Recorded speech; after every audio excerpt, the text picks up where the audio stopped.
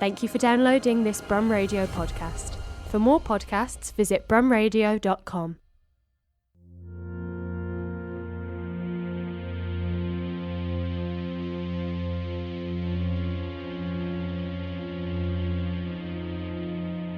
Welcome to Tall Tales, a place for storytelling and spoken word here on Brum Radio. I'm Philip Ellis, and each week I'll be bringing you a brand new short story. Some will make you laugh, others will leave you sleeping with the lights on, and all are by talented writers from Birmingham and the West Midlands. This week we're heading out to sea to join a rather pious group on their journey to the Promised Land. This is the Mayflower Diaries by Nick Whittle.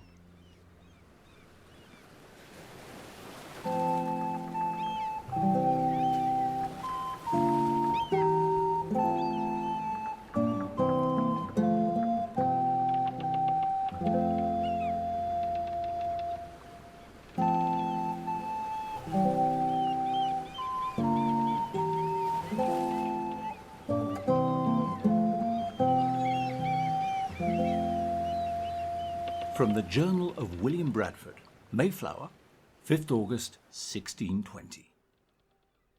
We left as happy brethren from Southampton in 2 boats, namely the Mayflower and the Speedwell, both pulling at their sails and eager to make the weighty voyage. I was in command of the Mayflower. We lifted up our eyes to the heavens, each of us a pilgrim, with the exception of the strangers, and prayed to Almighty God that we might find new land on which to walk without persecution, and at the same time haul some serious dough. Having left the port, we enjoyed fair winds and weather, but at Bewley, 8 miles from Southampton, it was apparent that the belongings of many of the men and women on board the Speedwell had been left on the hard. So, with the patience he taught us, I ordered that we did bear back to port to enable them to collect their things. Once all our brothers and sisters were back on board, we blessed the God of heaven and again set our sails for the Promised Land. Yet several leagues from shore, a young woman on the Speedwell began to labour forth a child, forcing all of God's servants to once more return to the dock at Southampton. After we waited anxiously, we were informed by the woman's husband that they would stay on English soil to enact the good will of the woman's mother in rearing the child a Catholic. This decision received a general round of booing, and we soon set sail once more for the open sea of the English Channel. Nearing the spires of rock hitherto known as the Needles, we once more heard from the Speedwell that she was wet down below. That God may forgive our reckless nature, there was universal agreement that if we returned to port one more time, the whole thing may as well be canned. Thus we concocted a cunning plan, which involved sailing both ships side by side, while those brethren on the Speedwell jumped over to the deck of the Mayflower. This we managed in a timely fashion, and with God's providence, only a handful of souls were lost to the sea, mostly strangers, praise the Lord. Although a credible feast celebrating our work was enjoyed, it was now apparent that we were faced with the unhappy prospect of 2 months upon a ship built for 50, now holding 100, and already the privy was blocked.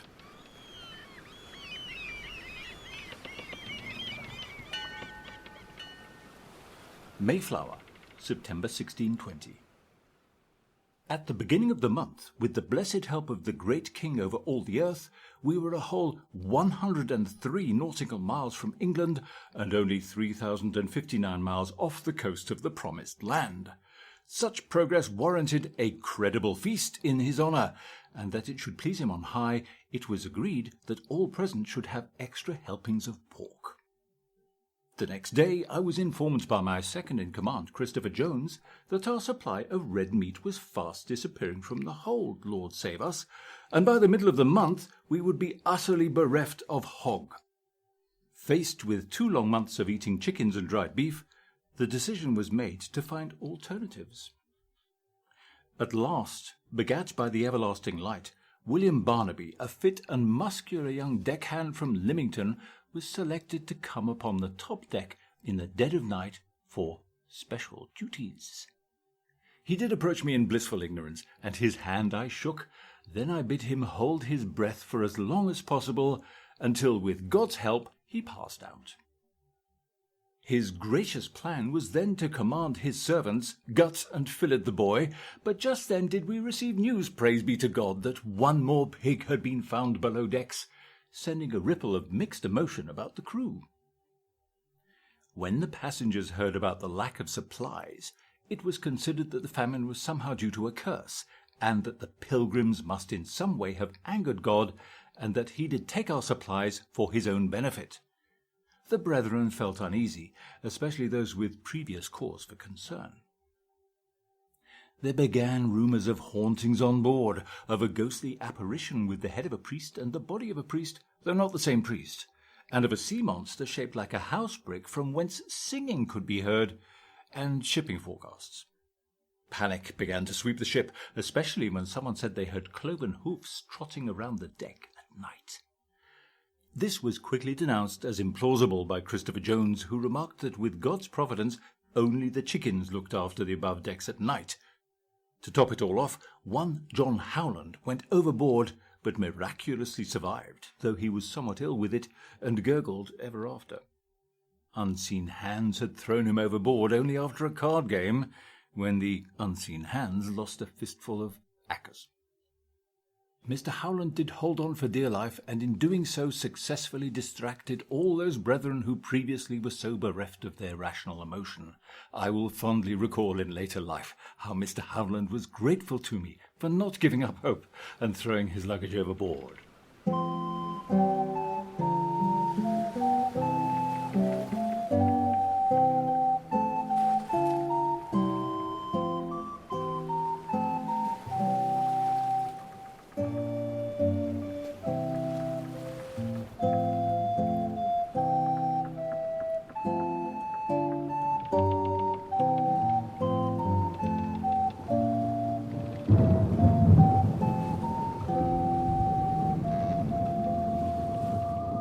Mayflower, 22nd September, 1620. Oh, the wreckful siege of battering days! I awoke to vicious tailwinds, saints preserve us, howling through the ship like poor Emma Somerset when she swaddles her bunions. I was certain the fierce storm, with gusts so vicious, would at any moment tear the poor Mayflower apart and leave her thoroughly befouled with her lower workings made very leaky. Then, Lord help us, just before 2 by the ship's clock, a hole developed in the hull, and a great fear rose among crew and passengers that for the first time since leaving England, luncheon would be cancelled. But the hole was quickly breached by my second-in-command, Jack Stevenson, God rest his soul, who in the spirit and doctrine of the godly untied his breeches and plunged his ample derriere within the opening to prevent further ingress of water. Yet even in spite of his heroism, the winds did blow strong enough to cause those most lacking of faith to believe that the ship might not be able to perform the voyage, and that in any event we should turn around rather than continue into the peril of storms. Even among the seasoned mariners of the crew some dissent was apparent after a saucepan, begat from another part of the ship, hit helmsman John Carpenter upon his temple, and while it was supposed that the saucepan was thrown by the gracious King of Israel himself, Mr. Carpenter pointed out that this was not in the normal way of God. Yet truly there builded a great distraction amid all brethren, saints and strangers alike, and it did gather momentum as it made the rounds, stirred by mutterings that had previously been mute, such that the sea had been far noisier than expected, and that very few of the rooms below decks had a sea view. Then, as I had done much before, as a poor servant of God, I prayed to him for his help and guidance, and soon got word that the simplest way to solve matters of rebellion was by the laying out of a credible feast. While I considered that the credible feast idea had run its course, it seemed like a good idea at the time. Thus afterwards, when the brethren retired joyful to their quarters, the crew and I did sit for a while much calmer, and we did play a game. The game we played was the one where a piece of paper would be placed upon our forehead, on which would be written the name of a person of note, the name yet unknown to he who wore the paper was thus to be guessed by the beholder. The game greatly entertained, yet I discovered the name upon my head was written Abimelech, the Israelite who murdered all but one of his brothers. After such a discovery, I retired to bed miserable, but in hope that with a new dawn, begat by the gracious cornerstone, one would come upon much improved tempers, or at the very least a break in the weather.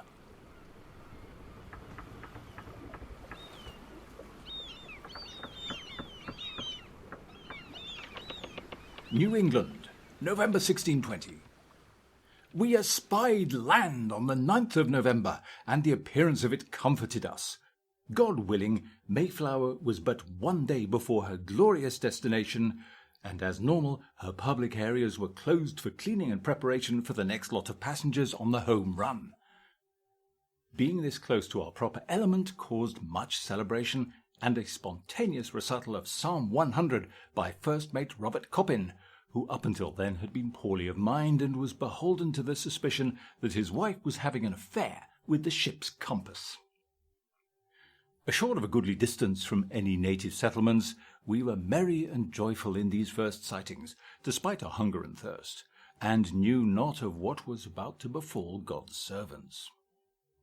The next day, around lunchtime, with us pilgrims only 3 leagues from the shore, I called upon 2 of the abler men, Miles Standish and Christopher Jones, and bade them row 5 miles to the land to bring back news. Though they did make ready the small boat, they were greatly discontented with such an endeavour, and, as they rowed away, shouted to me the coarsest of insults, including the many ways I might violate myself with a potato. A short time after the graceful lord had delivered the men to the land yonder, did Miss Maddox of Dagenham say that she thought she heard the fair sound of whooping and chanting, and sure enough we did then see many smoke rings rising up into the sky, as if in part a sign of a credible feast. My fear that the 2 men had met much trouble from native peoples was confirmed later that day, when they made their return to the ship, minced and wrapped in green corn leaves. How unsearchable are his judgments! 3 days later, after such pity and sadness had been felt for the poor men's condition, the ship's helmsman John Carpenter did quickly turn his map around the right way, and sailed us at last to the harbour of Plymouth, though his eyes did dart from side to side as he did so. Being thus arrived in a good harbour and brought safe to land, some fell upon their knees and blessed the God of heaven, while others, having lost some faith in his abilities, did choose instead to get some ground rules down on paper. This we called the Compact. For it is true, we had greatly hoped the faithful Creator, whom we had honoured through a strict diet and purity of thought, plus a ban on dancing, sports, and all enjoyable activities, would have fixed for us a welcome party at the very least, or made some provision for inns to entertain and refresh our weather-beaten bodies. Yet, as we set our feet upon the stable earth, it was apparent that here not a house stood, nor any hope of supply or succour. What's more, there then fell upon the godly a great calamitous storm, which claimed half the pious pilgrims' buckled top hats within a month, and after it passed, he, with great sternness, bid those of us with hats be grateful and stop moaning. And so I did, with others, include early in the compact such a clause that God's will cannot be imposed upon his subjects unless his subjects get a little something in return. Otherwise it would be seen as harassment. True, he did deliver to us a degree from all the perils and miseries of the water, but it was henceforth agreed that he had taken his eye off the ball a little too soon, and because of this, once we got settled, it would be worth everyone's while filing a class action lawsuit.